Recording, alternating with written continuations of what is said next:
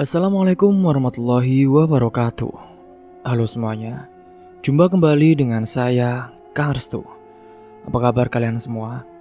Semoga kalian selalu sehat, baik, dan tentunya dimudahkan segala urusannya oleh Tuhan Yang Maha Esa. Amin amin ya rabbal alamin.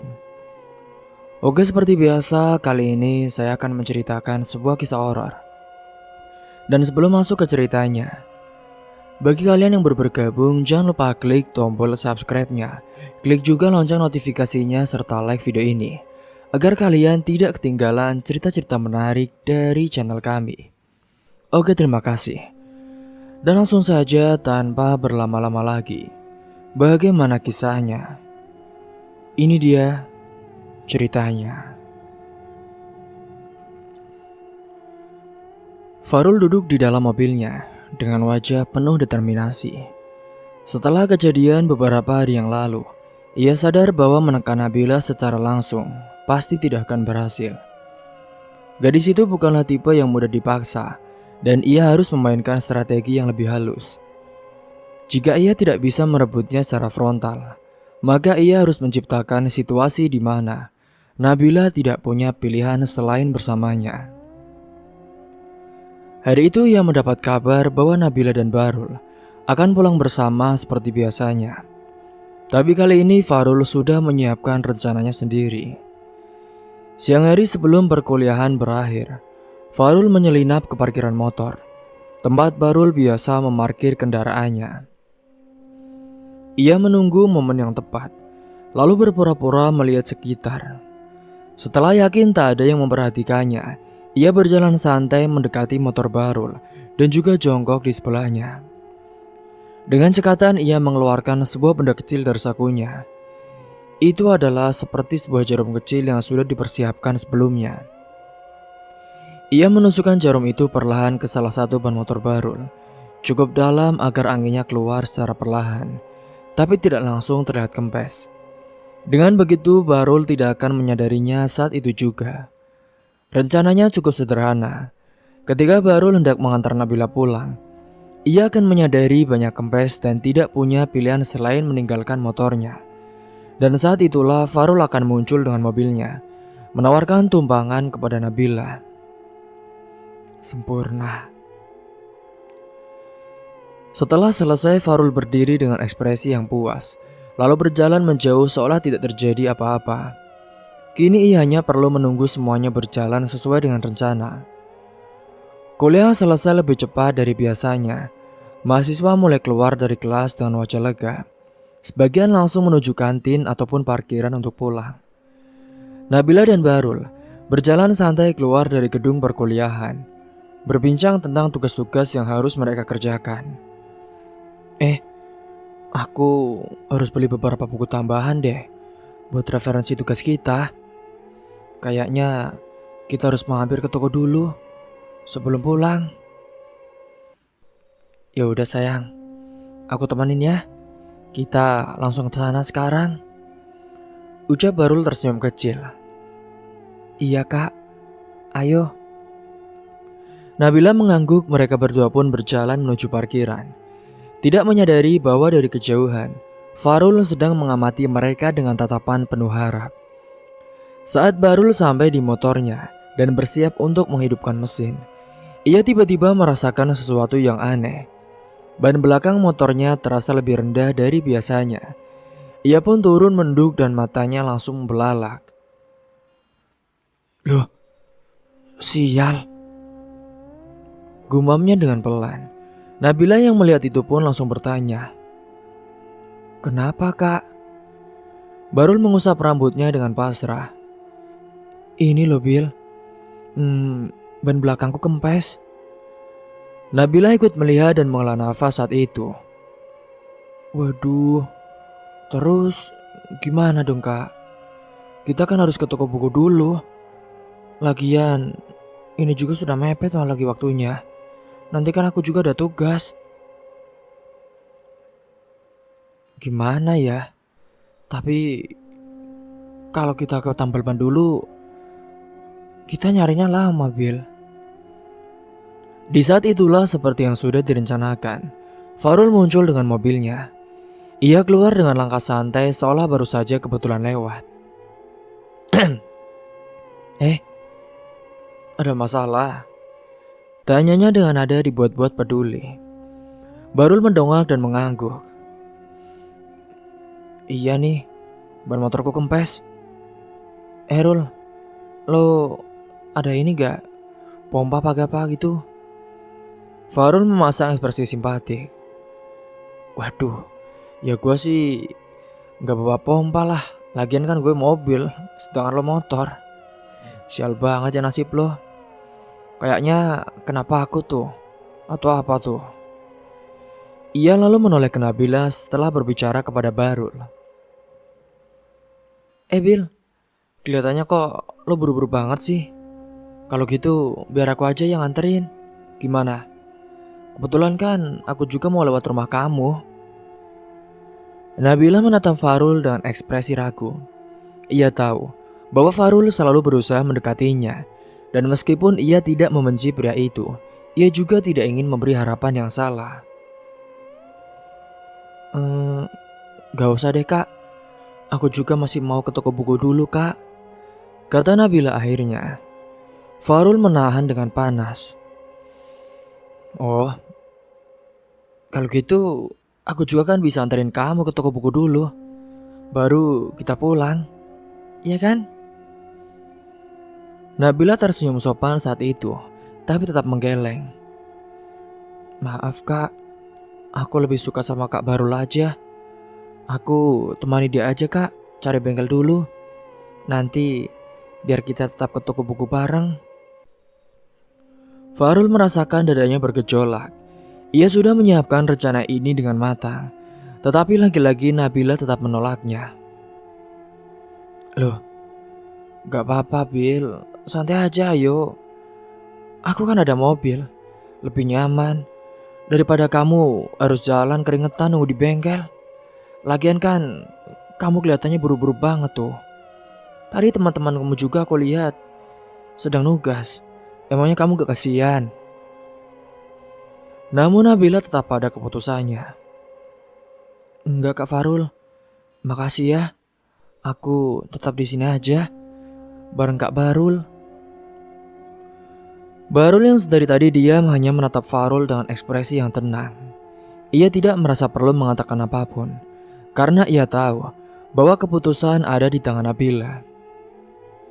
Farul pun mengepalkan tangannya dengan kuat, tetapi ia tidak bisa berbuat apa-apa. Ia kali ini sudah kalah lagi. Akhirnya ia yang sudah lelah dengan ekspresi masam. Ia menghela nafas keras dan berpura-pura tidak peduli. Ya udahlah, terserah kamu, katanya dengan nada dingin sebelum masuk kembali ke mobilnya dan menyalakan mesin dengan kasar. Saat ia melanjutkan mobilnya keluar dari parkiran, pikirannya dipenuhi dengan amarah dan juga kekecewaan. Sekali lagi Barul berhasil mengalahkannya.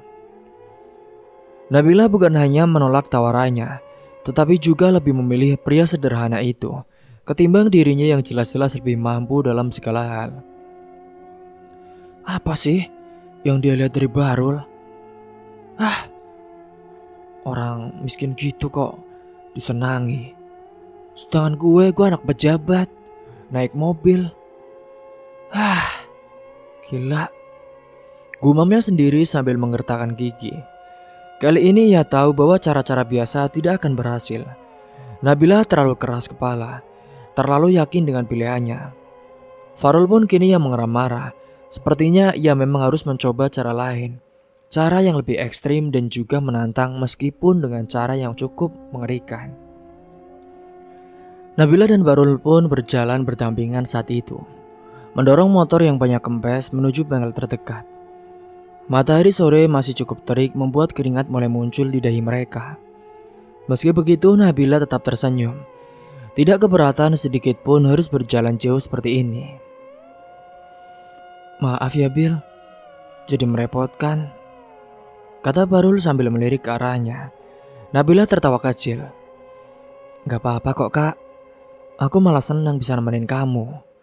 Lagian kan kalau aku pulang duluan, pasti aku kepikiran juga. takut kamu kesusahan. Barul tersenyum tipis mendengar jawaban itu. Kamu baik banget, Bill. Mereka lalu melanjutkan perjalanan dengan langkah santai, melewati trotoar yang cukup sepi. Jalanan kampus mulai lenggang karena sebagian besar mahasiswa sudah pulang. Setelah beberapa menit dalam keheningan, Barul akhirnya bertanya,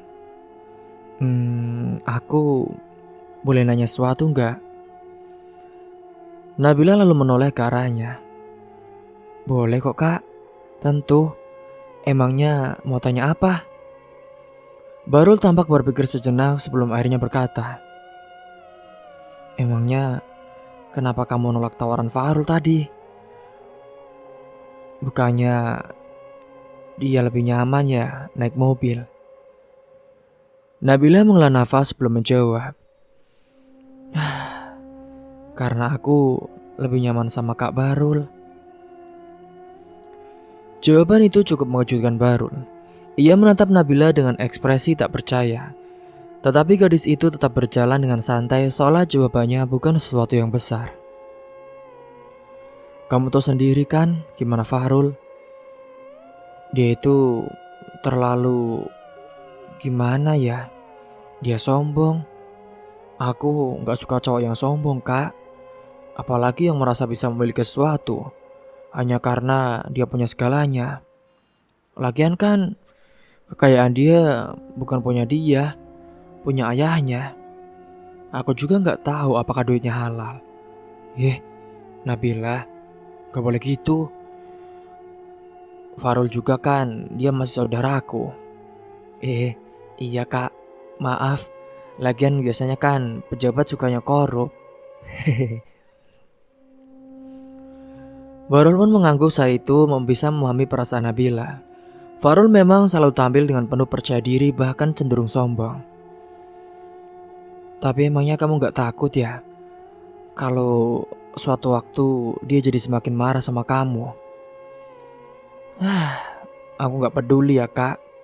Yang penting aku tetap jadi diri aku sendiri. Aku gak mau memilih sesuatu yang gak membuatku nyaman hanya karena takut menyakiti perasaan orang lain, ucap Nabila saat itu. Jawaban itu membuat hati Barul semakin hangat. Ia tidak bisa menahan senyumannya. Ya sudah, kalau gitu aku janji bakal selalu ada buat kamu. Aku percaya itu kak. Nabila menatapnya sejenak sebelum akhirnya tersenyum dengan lembut. Sementara itu di sisi lain kota, Farul yang melajukan mobilnya dengan kecepatan tinggi. Tangannya mencengkram setir dengan kuat. Pikirannya masih dipenuhi dengan kemarahan yang belum reda. Ia merasa lagi-lagi dipermalukan oleh Nabila, wanita gadis yang seharusnya bisa dengan mudah ia miliki. Justru lebih memilih seorang seperti Barul, pria yang bahkan tidak punya apa-apa dibanding dirinya. Sial, geramnya sambil membanting setir. Pikirannya kembali ke percakapan yang ia lakukan di tongkrongan beberapa hari lalu. Tawaran dari Randy tentang dukun itu masih terngiang-ngiang di kepalanya. Awalnya ia ragu, tetapi setelah mengalami penolakan demi penolakan, ia sadar bahwa cara biasa tidak akan berhasil. Ia harus mencoba sesuatu yang lebih kuat. Hingga tanpa pikir panjang pun Farul merogoh ponselnya dan langsung menghubungi Randy. Halo bro. Suara Randy terdengar santai di seberang. Farul pun tidak membuang waktu. Ren, gue butuh bantuan lo sekarang. Bantuan apa? Dukun itulah yang lo bilang. Gue mau coba cara yang lo bilang. Siapa tahu kan berhasil. Gue sudah terbawa banget nih sama dia. Seenggaknya Nabila harus pernah jadi pacar gue. Walaupun nantinya gue juga belum tahu dia nikah sama gue atau enggak. Yang penting gue harap dia bisa jadi pacar gue. Nah terus kalau nggak jadi gimana? Ya nanti intinya jangan sampai ada lelaki yang bisa dapetin dia lah. Gue santet aja. Atau bikin dia menderita kek. Ya udah, terserah lo Larul. Tapi sih gue juga udah duga lo bakal sampai di titik ini. Udah ya Ren, jangan banyak omong. Lo bisa kan aturin gue ketemu sama dukun itu? Tenang, bisa kok. Gue bakal kasih lo alamatnya. Nanti malam ini juga kita bisa ke sana kalau lo mau. Ya udah, nanti gue jemput lo di tempat biasa jam 8. Oke bos, lo gak bakal nyesel. Farul menutup teleponnya dengan perasaan campur aduk. Ada sedikit keraguan di hatinya, tetapi kemarahannya jauh lebih besar. Kini tidak hanya cinta melainkan ada dendam yang disembunyikan di dalam hati dari Farul. Jika dunia tidak bisa membantunya mendapatkan Nabila dengan cara biasa, maka ia akan membuat dunia tunduk dengan cara yang lain. Malam itu pun Farul dan Randy melaju ke arah pinggiran kota dengan motor. Jalan yang mereka lewati semakin lama semakin sepi. Dengan pepohonan lebat di sisi kanan dan juga kiri jalan. Singkatnya memang di malam itu, Farul merasa sedikit gelisah. Tetapi ia tetap diam dan mengikuti Randy yang tampak tenang. Ren, lo yakin orang ini bisa bantu gue? Udahlah, lo percaya aja sama gue bro. Gue gak akan kenalin lo dengan orang sembarangan. Ini bukan kaleng-kaleng, jawab Randy sambil menambah kecepatannya. Beberapa menit kemudian mereka sampai di sebuah rumah tua yang dikelilingi oleh pepohonan rindang. Rumah itu tampak sederhana tetapi memiliki aura yang aneh. Ada asap tipis yang keluar dari dalamnya dan juga suara burung hantu yang terdengar dari kejauhan. Farul yang melihatnya pun menelan ludah tetapi ia tidak mundur. Sesampainya di sana mereka pun turun. Randy mengetuk pintu itu 3 kali. Tok tok tok. Tok tok tok. Misi. Dan tidak lama kemudian, seorang pria tua berambut putih membukakan pintu. Matanya tajam dan suaranya berat. Masuk, katanya tanpa ekspresi. Farul yang duduk di dalam rumahnya itu merasakan bulu kuduknya meremang. Bagaimana bisa pria ini tahu mereka akan datang saat itu? Saya sudah tahu pasti kalian akan datang ke sini. Iya mbah, ini teman saya mau minta tolong, ucap Randy saat itu. Lo tenang aja Rul, dukun ini emang udah tahu sebelum kita datang. Jadi lo gak usah kaget kalau dia udah tahu rencana kita. Farul tetap diam dan mengikuti pria itu masuk ke dalam rumahnya yang lebih dalam. Bau dupa menyengat memenuhi ruangan itu. Di tengah ruangan ada meja kecil dengan beberapa benda aneh di atasnya. Seperti sesajen, foto dan juga beberapa benda ritual lain yang tidak dikenalnya. Dukun itu duduk bersila dan menatap Farul dalam-dalam.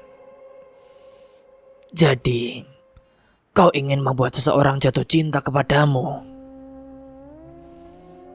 Iya mbah, saya mau wanita itu tergila-gila sama saya. Saya nggak mau kehilangan dia mbah. Saya cinta sekali. Namun, ketika saya mendekatinya, dia seolah-olah menolak dan malah mengejek saya mbah.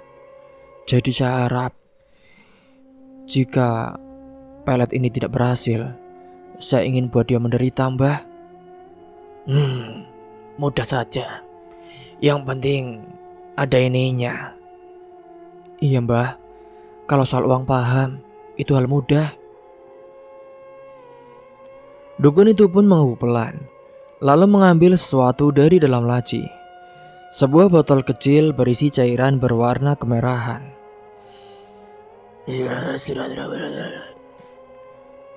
Singkatnya saat itu, setelah dukun itu menyiapkan bahan-bahan dan juga membacakan mantra-mantranya, dukun itu yang sudah selesai langsung memberikan peletnya kepada Farul. Ini adalah pelet penarik sukmo. Teteskan 1 kali ini di minuman atau makanan yang akan dia konsumsi. Dan dalam beberapa hari ini, saya jamin dia akan mulai terpikat dengan kamu tanpa sebab. rasa cintanya akan tumbuh dan dia tidak akan bisa menolakmu. Farul menatap botol itu dengan penuh harapan. Ini dijamin berhasil, Mbah. Selama kamu mengikuti petunjukku, dijamin 100%. Tapi ingat, semua ada akibatnya, dan jika tidak berhasil, berarti wanita yang kamu incar itu, dia terlalu kuat imannya.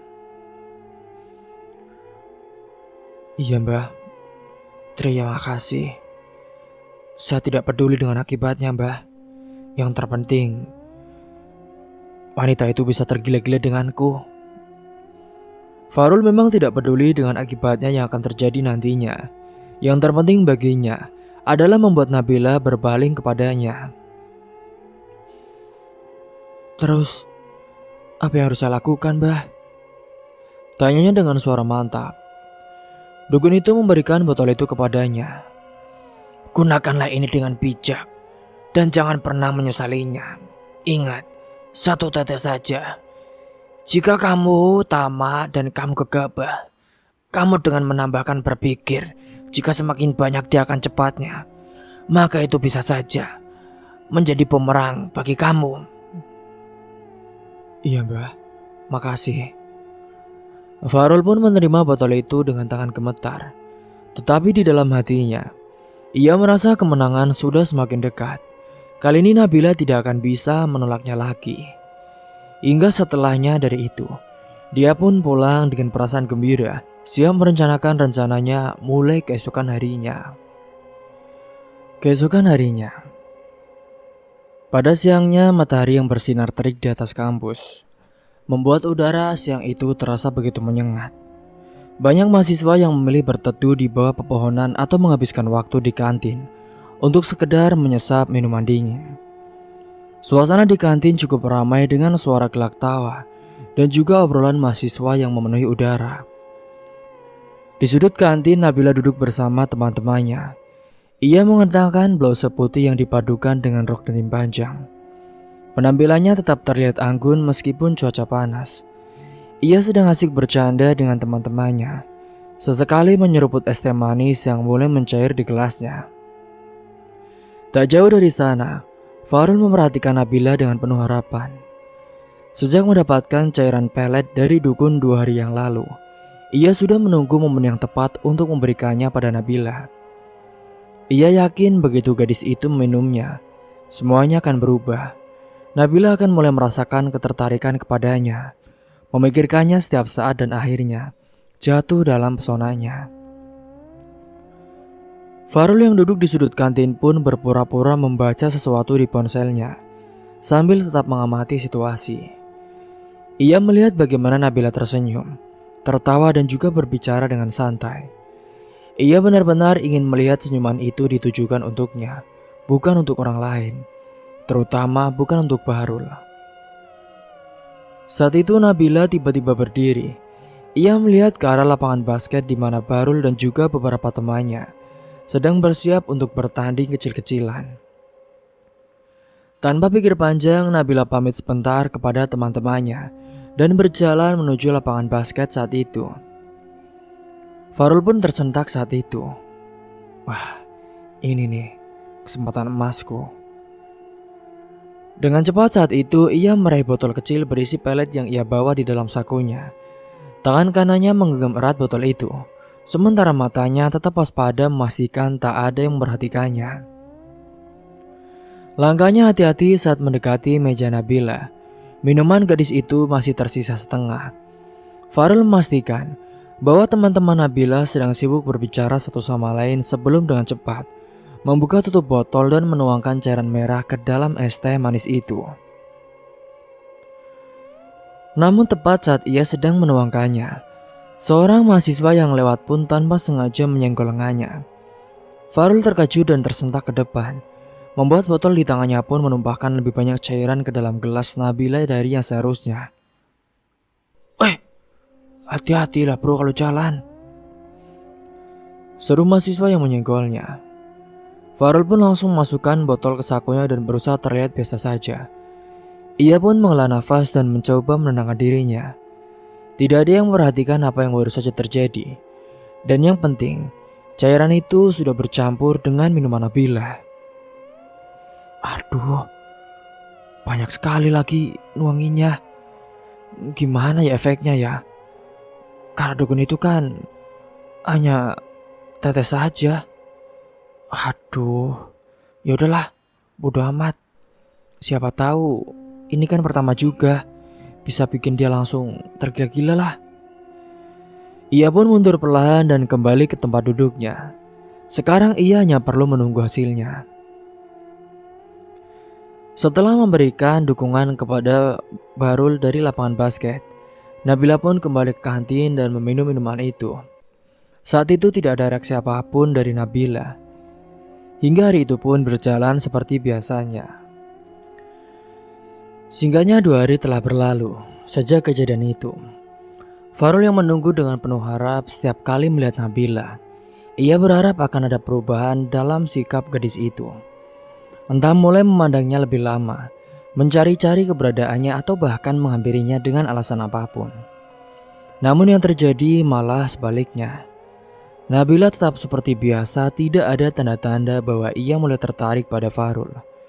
Bahkan gadis itu tampak lebih sering bersama Bahrul, tersenyum dan juga tertawa seperti sebelumnya.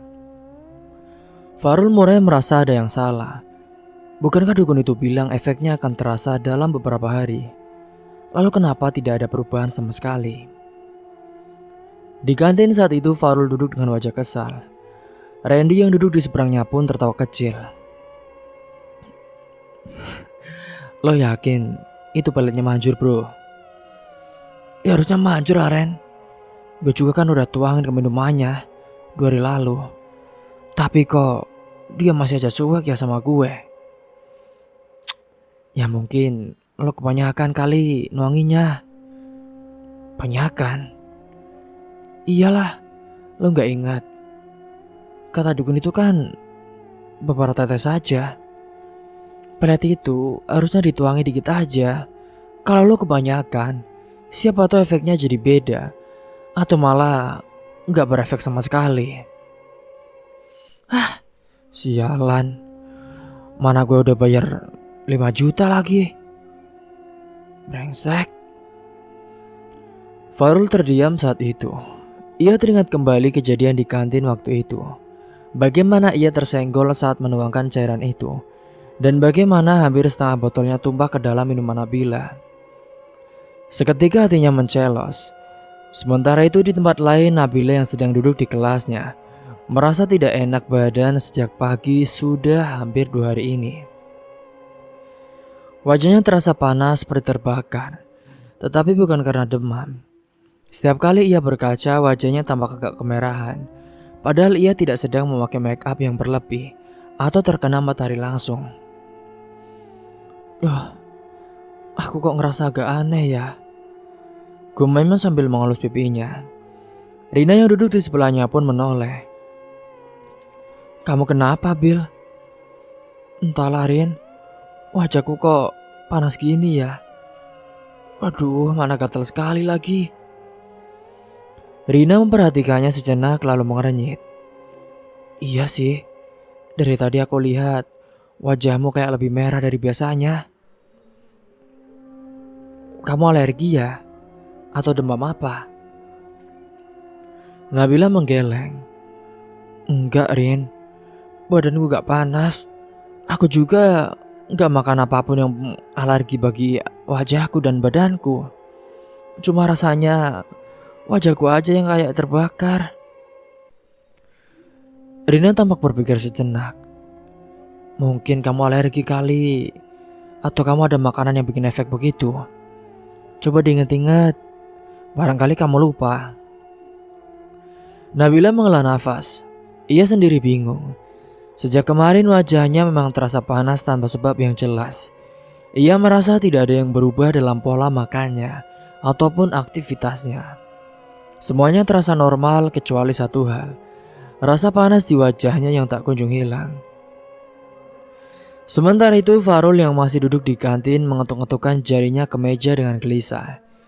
Jika cairan itu benar-benar berlebihan dan efeknya berubah, maka ada kemungkinan besar pelet itu malah tidak bekerja sesuai harapan, atau malah memberikan efek yang berbeda kepada Nabila. Tiba-tiba hatinya saat itu dipenuhi oleh khawatiran.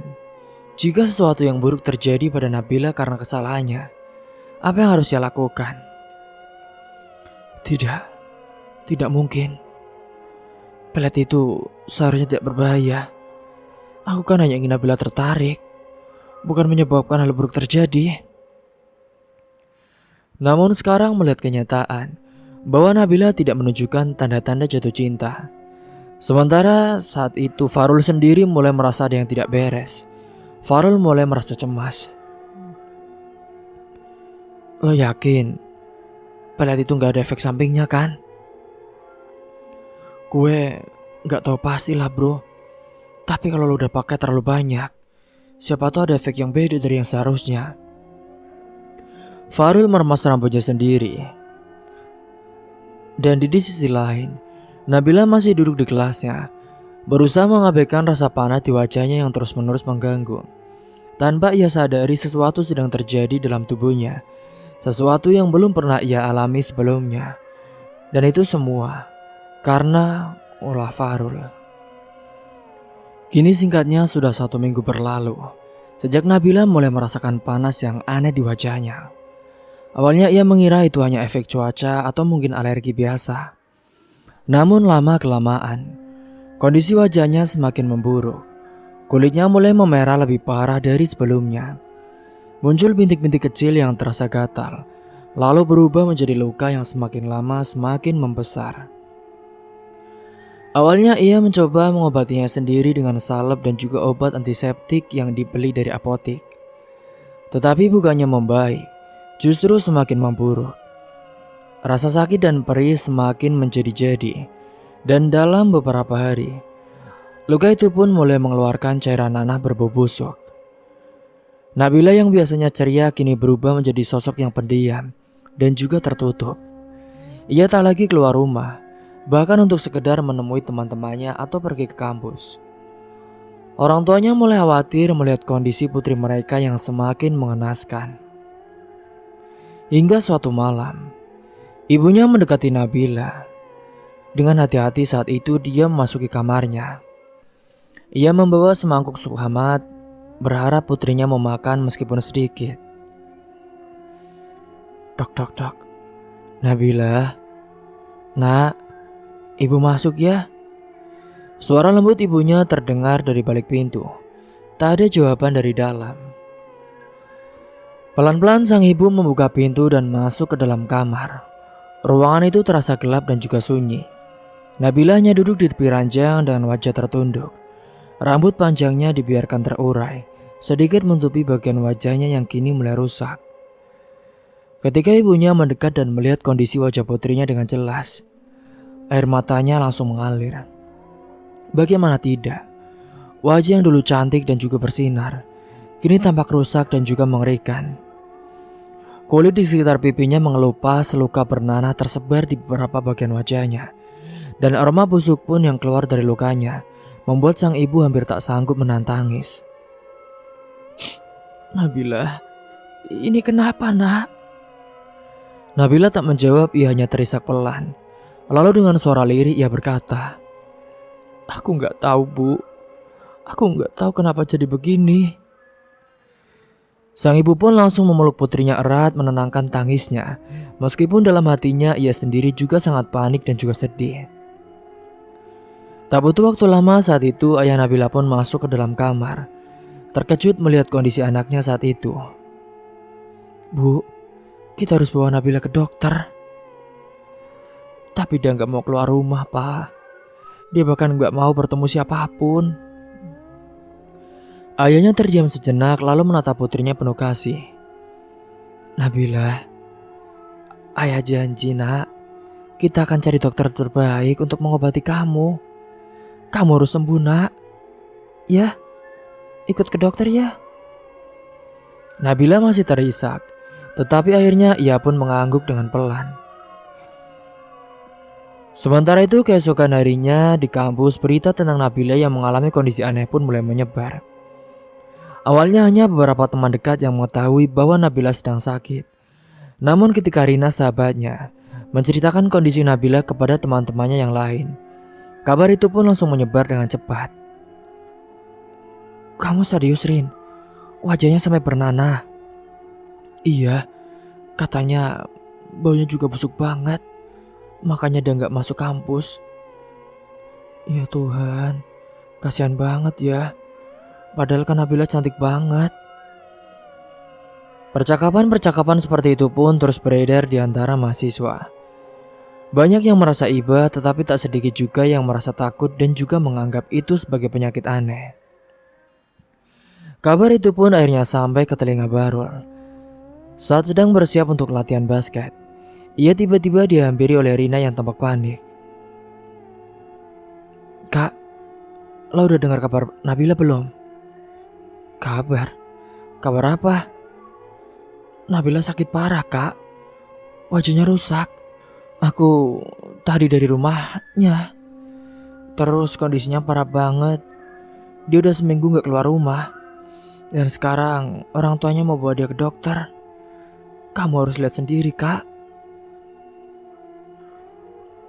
Pantas Nabila akhir-akhir ini selalu aneh sikapnya. Ternyata dia yang disembunyiin. Tanpa berpikir panjang, Barul pun langsung melepas jaketnya dan bergegas menuju rumah Nabila bersama Rina. Di sepanjang perjalanan, pikirannya dipenuhi berbagai pertanyaan. Bagaimana bisa dalam waktu seminggu wajah Nabila berubah begitu drastis? Apa yang sebenarnya terjadi? Saat tiba di depan rumah Nabila, ia merasa gugup. Ia sudah terbiasa melihat gadis itu dengan wajah yang anggun dan juga ceria. Tapi sekarang apa yang akan ia lihat? Ketika pintu rumah dibuka, ibunya Nabila yang menyambut mereka dengan wajah lelah. "Permisi, Bu. Saya Barul. Saya teman kampusnya Nabila. Apakah saya bisa bertemu dengannya, Bu?" Sang ibu terdiam sejenak lalu mengangguk pelan. "Masuklah, Nak. Tapi jangan kaget ya."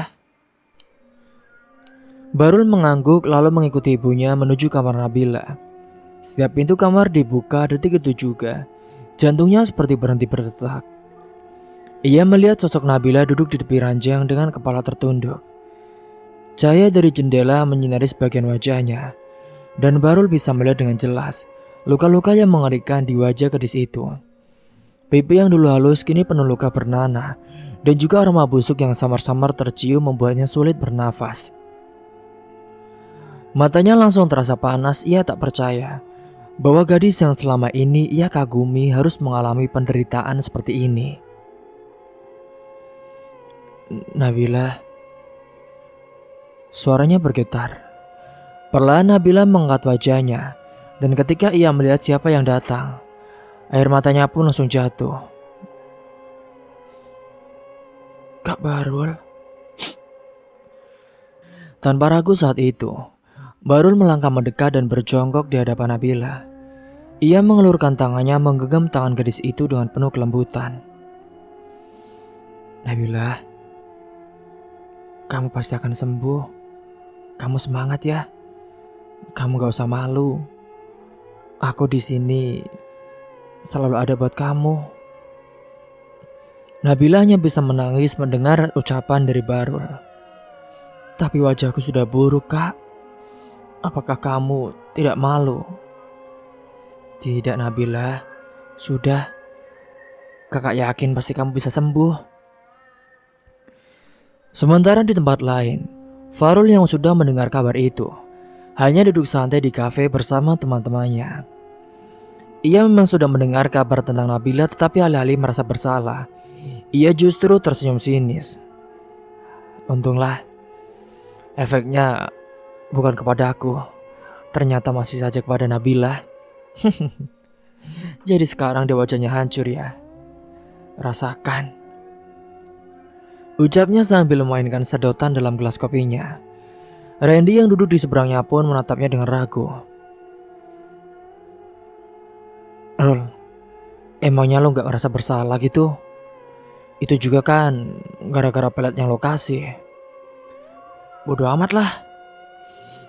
Lagian dia sendiri kan yang nolak gue. Mungkin ini karma buat dia. Randy menghela nafas. Ia tahu Farul memang orang yang egois, tetapi ia tak menyangka temannya bisa setega ini. Namun saat itu jauh di dalam hatinya, rasa gelisah pun mulai menghantui. Ia tidak tahu apakah nantinya akan ada efek yang bisa terjadi pada Farul sendiri. Semoga kalian semua bisa mengambil hikmah dan pelajaran dari kisah ini. Mungkin itu saja yang dapat saya sampaikan. Kurang lebihnya mohon maaf apabila ada salah kata ataupun ucapan yang kurang berkenan bagi kalian semua. Sampai jumpa di cerita selanjutnya. Akhir kata, wassalamualaikum warahmatullahi wabarakatuh.